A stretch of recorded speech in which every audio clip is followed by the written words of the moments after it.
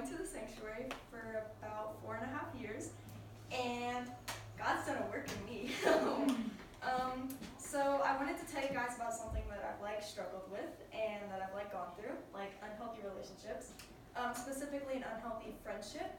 So when I was 13, I became friends with someone at school, and I was in middle school, so I was trying to be all cool and made friends with people that were cool. So me and this homegirl were best friends. We were super tight. Before I got the whole Jesus thing down, I was like, oh. So me and her were both kind of anti-God, I guess you could say, in the most broken way.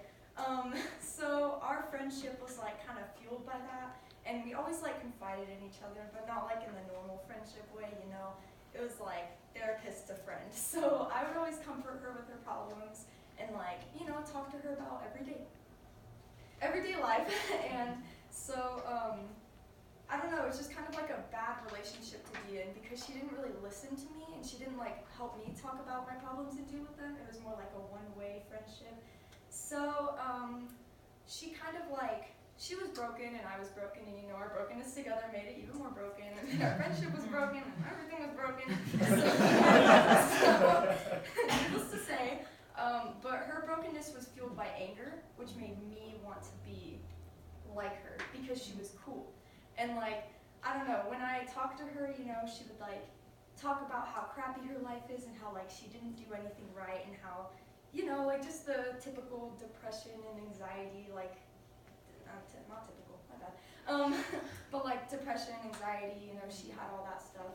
And I don't know, it's just kind of hard to be her friend because sometimes you want someone that can listen to you, and she was my only friend technically because I didn't have a lot of friends. If you can't tell, I'm kind of awkward.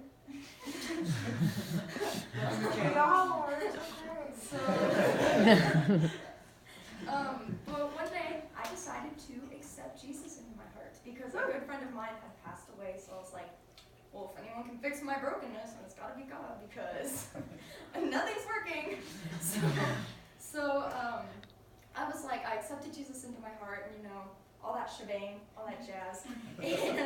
And I hung out with her a little bit afterwards, and it kind of felt wrong, almost I was being convicted of being her friend, because I was just constantly thinking, wow, she is broken and she's influencing me, and she's I don't know, she was just kind of persuading me to do things that I didn't want to do. And of course it's my decision because everyone always has a decision, but it was just in the back of my head, oh, if I don't do this, she's not going to be my friend.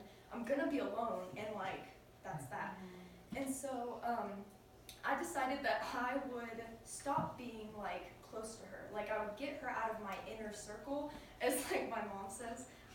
So I made a little chart because it's she calls it a bullseye, and it's look at that, yeah.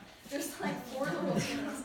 So the smallest circle in the center is Jesus. That's your main focus. That's who you go to with everything.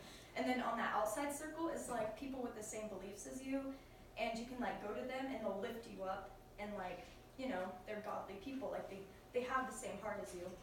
And then on the third little ring, it's the Christians in your life that will still lift you up, but you just don't have a close relationship with them. And then on the last ring, it's just people that don't share the same beliefs, but you're you love them, and they don't really understand what it's like to live life through the eyes of God, but you don't want to dump your friends because that's not really it's not going to help them. You're supposed to love everyone, and you're supposed to love even the most unhealthy people. You just love them, and they'll be wow, yeah, she's got something no one else got, and I want that. So never dump your friends. you got to keep them on your outer circle, because the more you let them in, the more you're going to get influenced. And it's I don't know, it's just not smart to have that inner person telling you all these lies, saying oh, you don't need God, we're friends, And so I have a few red flags written down from my personal experiences. If you're in an unhealthy relationship, you just kind of have to watch out for these. One, if they don't lift you up. So the people that are constantly pushing you down in your life need to be in that outer circle. And you still need to love them because they're hurting, but you just need to kind of distance yourself from them before you get influenced. Second one, if they try to make you do things that go against the word, it's really important that you always look to Jesus, especially when faced with a difficult situation, because you never know when something might come up and you don't get to go to your friends because they don't even know. Like, everyone's clueless. I don't think anyone knows what's going on. Amen. And the third one, if they don't challenge you to grow in your faith, especially those people that are just completely anti-Christ. Like, I keep saying this, but don't hurt them because they hurt you. Like, keep them in your outer circle and love them, but don't let them into your heart.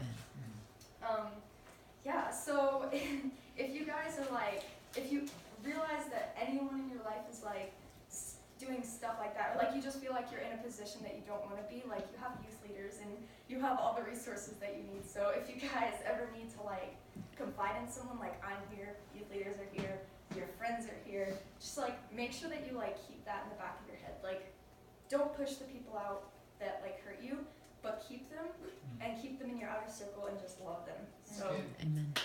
Let's pray. Yes. Come on. Yeah. Okay. So, Lord, I just pray over all the people in this room that if they sense that they're in an unhealthy relationship, that they would just open their heart to God and open up to the people in their inner circle and just like confide in someone that knows what they're talking about and that knows that like they'll love them no matter what. And I pray that you would give people good friends and that you would give them that inner circle that they can go off of so they don't feel alone and they don't feel like they're not worthy of good friends or good Christian friends or whatever. And I pray that they would just use their resources, use our youth leaders to their advantage and use Jesus to their advantage, Lord, and that you give them the strength to just look at their Bible once in a while just to make sure that, things are going good.